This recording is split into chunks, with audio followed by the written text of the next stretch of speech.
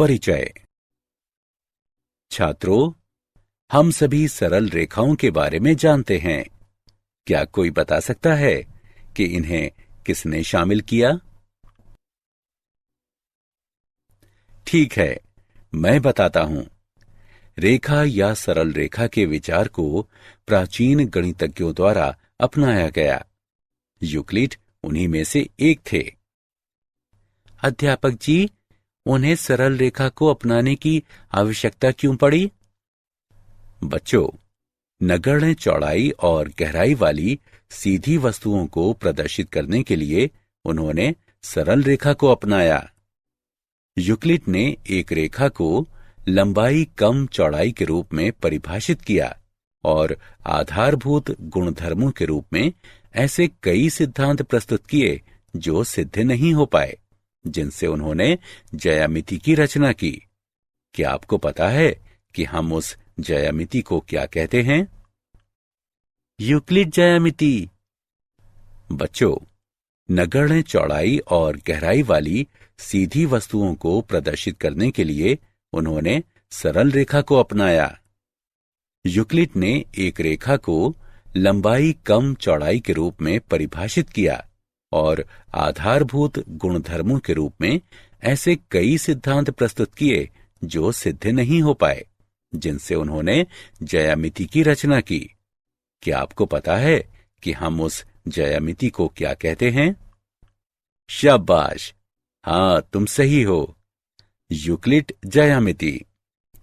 लेकिन आधुनिक गणित में रेखा की अवधारणा का उस तरीके से गहराई से संबंध है जिसके अनुसार ज्यामिति की व्याख्या की जाती है। उदाहरण के लिए, वैश्लेषिक ज्यामिति में तल में एक रेखा को प्रायः उन बिंदुओं के समूह के रूप में परिभाषित किया जाता है जिसके निर्देशांक दिए गए रैखिक समीकरण को संतुष्ट करते हैं। लेकिन आपतन ज्यामिति में एक रेखा स्वतंत्र वस्तु हो सकती है जो उन बिंदुओं के समूह से अलग होती है जो इस पर स्थित होते हैं। आइए सरल रेखाओं के बारे में और जानें।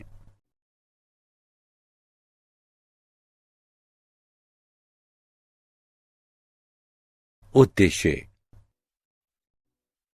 इस पाठ के अंत में आप निम्न करने में सक्षम हो जाएंगे।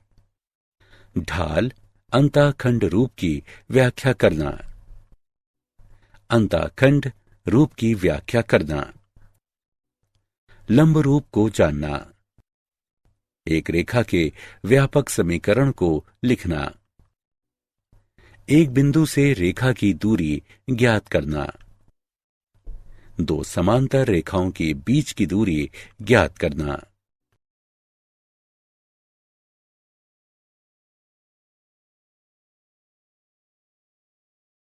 ढाल अंतःखंड रूप। किसी रेखा के समीकरण को प्रदर्शित करने के लिए शायद ढाल अंतःखंड रूप का प्रयोग सबसे अधिक किया जाता है। ढाल अंतःखंड रूप के प्रयोग में समर्थ होने के लिए आपको निम्न करने की जरूरत है। एक रेखा की ढाल ज्ञात करना और रेखा का y अंतःखंड ज्ञात करना। सामान्यतः ढाल अंतःखंड रूप में निम्न सूत्र को माना जाता है।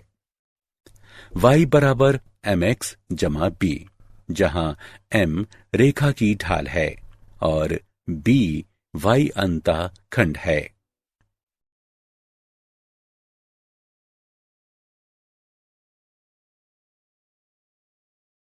ढाल अंतःखंड रूप का उदाहरण। उस रेखा का समीकरण ज्ञात करें जो y अक्ष को मूल बिंदु से ऊपर 2 इकाई की दूरी पर काटती है और x अक्ष की धन दिशा के साथ 30 डिग्री का कोण बनाती है। हल। ज्ञात है कि यदि हम m ढाल वाली कोई रेखा y अंतःखंड बनाती सी है तो रेखा के समीकरण को y बराबर mx जमा c के रूप में व्यक्त किया जाता है। यहां c बराबर 2 और m बराबर tan 30 डिग्री, जो कि 1/वर्गमूल 3 के बराबर है, इस प्रकार दी गई रेखा का अभीष्ट समीकरण है y बराबर x बटे वर्गमूल 3 जमा 2। इसे हल किया जा सकता है x घटा वर्गमूल 3y जमा 2 वर्गमूल 3 बराबर 0।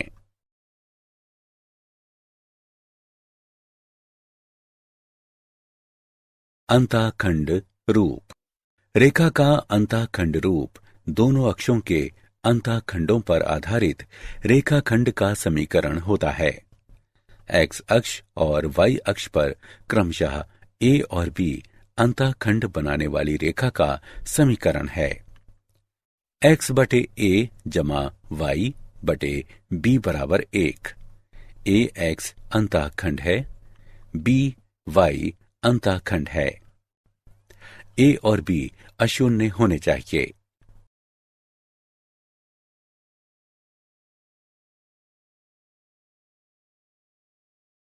लंब रूप। किसी रेखा के समीकरण को निर्धारित करने की विधियां सामान्यतः रेखा पर एक बिंदु या बिंदुओं के बारे में किसी जानकारी पर निर्भर करती हैं। लंब रूप एक ऐसी विधि है जिसमें रेखा के किसी भी बिंदु के बारे में पहले से जानकारी की जरूरत नहीं होती है। रेखा के बारे में इसकी मूल बिंदु से दूरी तथा लंब और x अक्ष के बीच का कोण ज्ञात होता है, जहां कोण को x अक्ष की धन दिशा से वामावर्त मापा जाता है। एक सरल रेखा के समीकरण का लंब रूप है x cos अल्फा जमा y sin अल्फा घटा p बराबर 0, जहां अल्फा x अक्ष से रेखा पर मूल बिंदु से लंब के बीच का कोण है तथा p लंब की लंबाई है।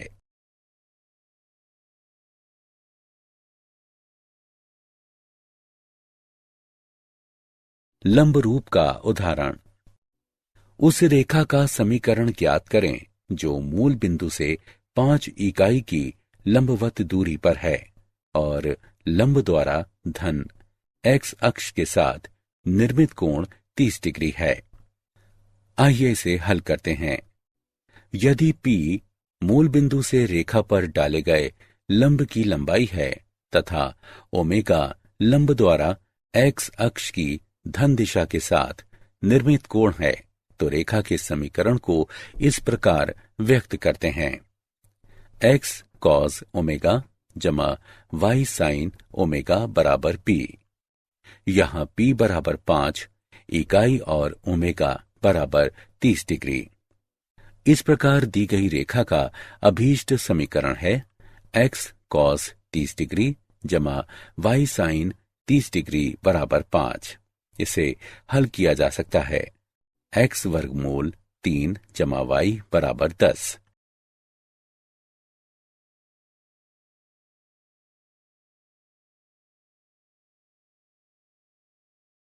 रेखा का व्यापक समीकरण ax जमा by जमा c बराबर 0 रूप की कोई समीकरण जहां a और b एक साथ 0 नहीं है व्यापक रैखिक समीकरण या रेखा का व्यापक समीकरण कहलाता है। व्यापक समीकरण के विविध रूप। ढाल अंतःखंड रूप। यदि b 0 के बराबर नहीं है तो ax जमा by जमा c बराबर 0 को इस प्रकार लिखा जा सकता है y बराबर घटा a x बटे b घटा c बटे b, या y बराबर mx जमा स्मॉल c, जहां m बराबर घटा a बटे b, स्मॉल c बराबर घटे c बटे b, y अंतःखंड है। यदि b बराबर 0 तो x बराबर घटा c बटे a बराबर x अंतःखंड है, जो कि एक ऊर्ध्वाधर रेखा है जिसकी ढाल अपरिभाषित है। अंतःखंड रूप। यदि c 0 के बराबर नहीं है तो ax जमा by जमा c बराबर 0 को इस प्रकार लिखा जा सकता है, या x बटे ए जमा वाई बटे बी बराबर 1, जहां ए बराबर घटा सी बटे ए बराबर एक्स अंताखंड, बी बराबर घटा सी बटे बी बराबर वाई अंताखंड। यदि सी बराबर 0 तो ए एक्स जमा बी वाई जमा सी बराबर 0 को इस प्रकार लिखा जा सकता है: ए एक्स जमा बी वाई बराबर 0, जो मूल बिंदु से जाने वाली एक रेखा है और इसलिए अक्षों पर 0 अंतःखंड है। लंब रूप: मान लें x cos ओमेगा जमा y sin ओमेगा बराबर p।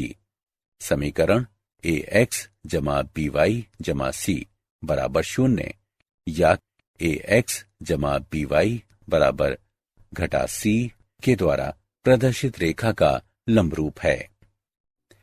इस प्रकार दोनों समीकरणें समान हैं और इसलिए a बटे cos ओमेगा बराबर b बटे sin ओमेगा बराबर घटा c बटे p।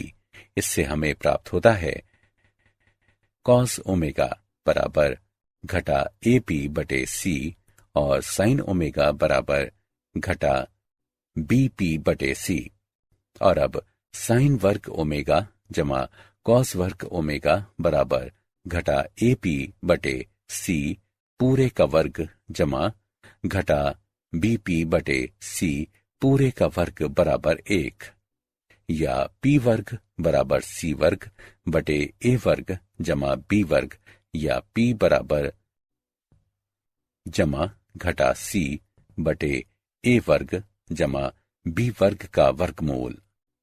इसलिए cos ओमेगा बराबर जमा घटा a बटे a वर्ग जमा b वर्ग का वर्गमूल और sin ओमेगा बराबर जमा घटा b बटे a वर्ग जमा b वर्ग का वर्गमूल।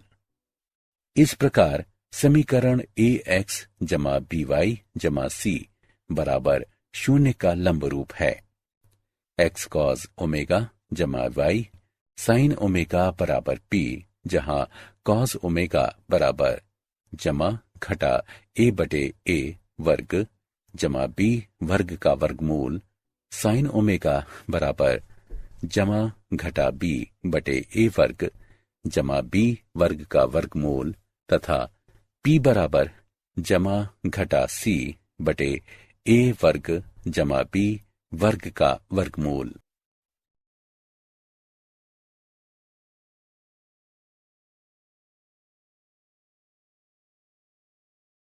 रेखा के व्यापक समीकरण का उदाहरण: 3x घटा 4y जमा 5 बराबर 0 को सभी रूपों में व्यक्त करें।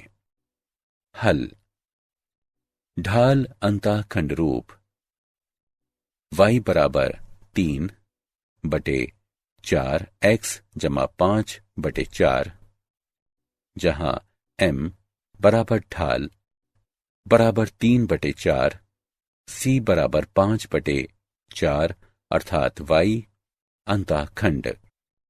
अंतःखंड रूप: 3x घटा 4y बराबर घटा 5, 3x बटे घटा 5 जमा 4y बटे 5 बराबर 1, x बटे घटा 5 बटे 3 जमा y बटे 5 बटे 4 बराबर 1 अंतःखंड रूप।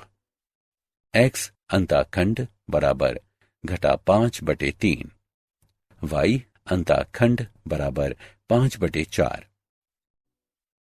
लंब रूप: 3x घटा 4y बराबर घटा 5 घटा 3x जमा 4y बराबर 5, 5 से भाग करने पर घटा 3x बटे 5 जमा 4y बटे 5 बराबर 5 बटे 5 बराबर 1। x cos अल्फा जमा y sin अल्फा बराबर p, p 0 से अधिक है, जहां cos अल्फा बराबर घटा 3 बटे 5 sin अल्फा बराबर 4 बटे 5 P बराबर 1।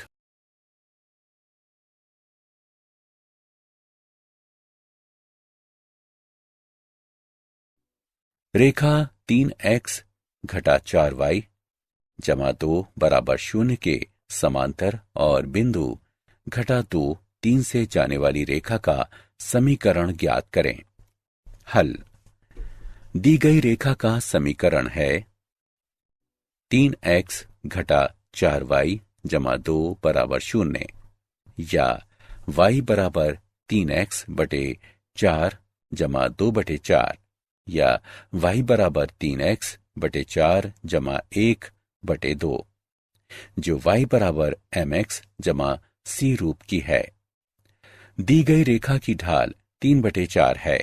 ज्ञात है कि समांतर रेखाओं की ढालें समान होती हैं, इसलिए दूसरी रेखा की ढाल है m बराबर 3 बटे 4।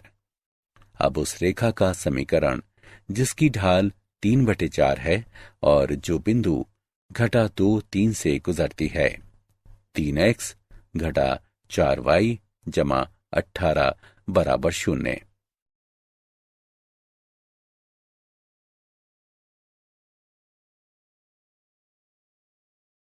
एक बिंदु की रेखा से दूरी। एक बिंदु की रेखा से दूरी बिंदु से रेखा पर डाले गए लंब की लंबाई होती है।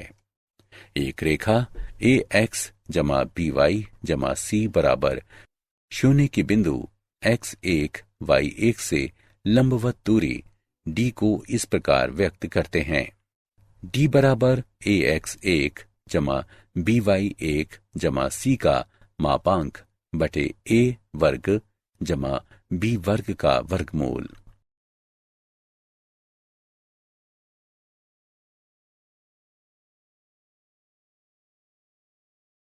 उदाहरण।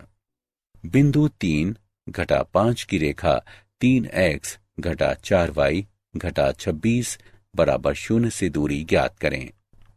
हल। दी गई रेखा है 3x घटा 4y घटा 26 बराबर 0। इसे 1 नाम दें। 1 की तुलना रेखा के व्यापक समीकरण ax जमा by जमा c बराबर 0 से करने पर हमें प्राप्त होता है a बराबर 3, b बराबर घटा 4 और c बराबर घटा 26। दिया गया बिंदु है x1 y1 बराबर 3 घटा 5। दिए गए बिंदु की दी गई रेखा से दूरी d 3 बटे 5 है।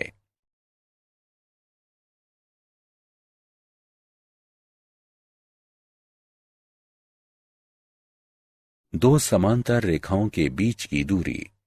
दो समांतर रेखाओं y बराबर mx जमा c1 और y बराबर mx जमा c2 के बीच की दूरी को इस प्रकार व्यक्त करते हैं। d बराबर c1 घटा c2 का मापांक बटे 1 जमा m वर्ग का वर्गमूल।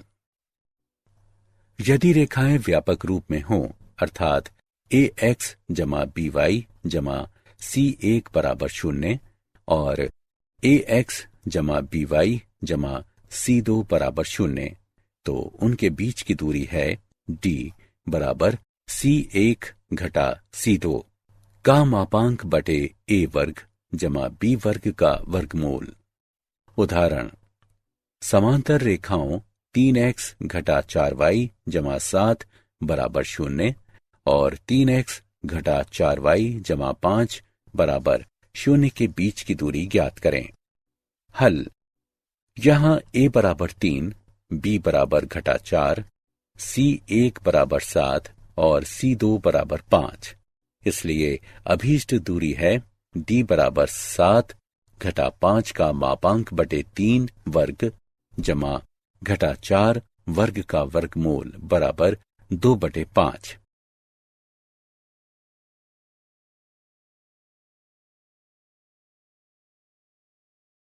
क्या आप जानते हैं दो रेखाओं का प्रतिच्छेद बिंदु मान लें दो रेखाओं के समीकरण हैं a1 x जमा b1 y जमा c1 बराबर 0।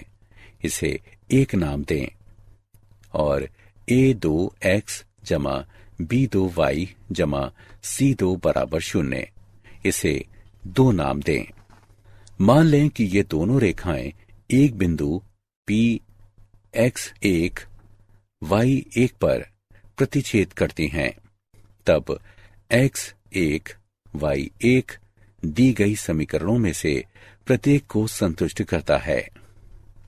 इसलिए a1 x1 जमा b1 y1 जमा c1 बराबर 0 और a2 x1 b2 y1 जमा c2 बराबर 0। वज्र गुणन द्वारा इन दोनों को हल करने पर हमें प्राप्त होता है।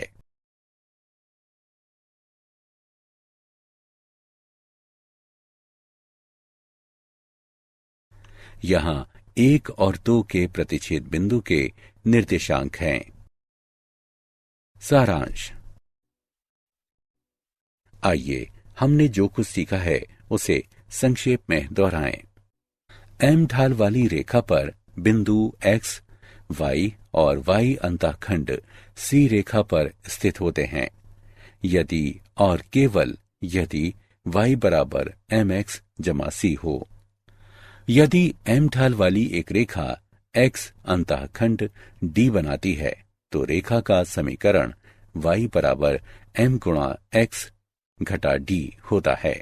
x और y अक्ष पर क्रमशः a और b अंतःखंड बनाने वाली एक रेखा का समीकरण x बटे a जमा y बटे b बराबर 1 होता है।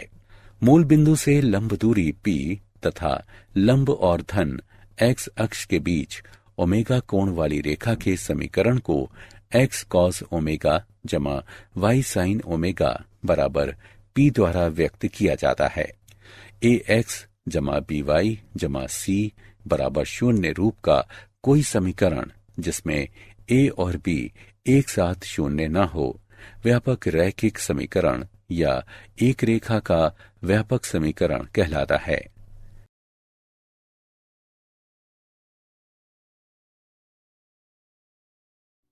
एक रेखा ax जमा by जमा c बराबर 0 की एक बिंदु x1 y1 से लंबवत दूरी को इस प्रकार व्यक्त करते हैं। समांतर रेखाओं ax जमा by जमा c1 बराबर 0 और ax जमा by जमा c2 बराबर 0 के बीच की दूरी को इस प्रकार निरूपित करते हैं।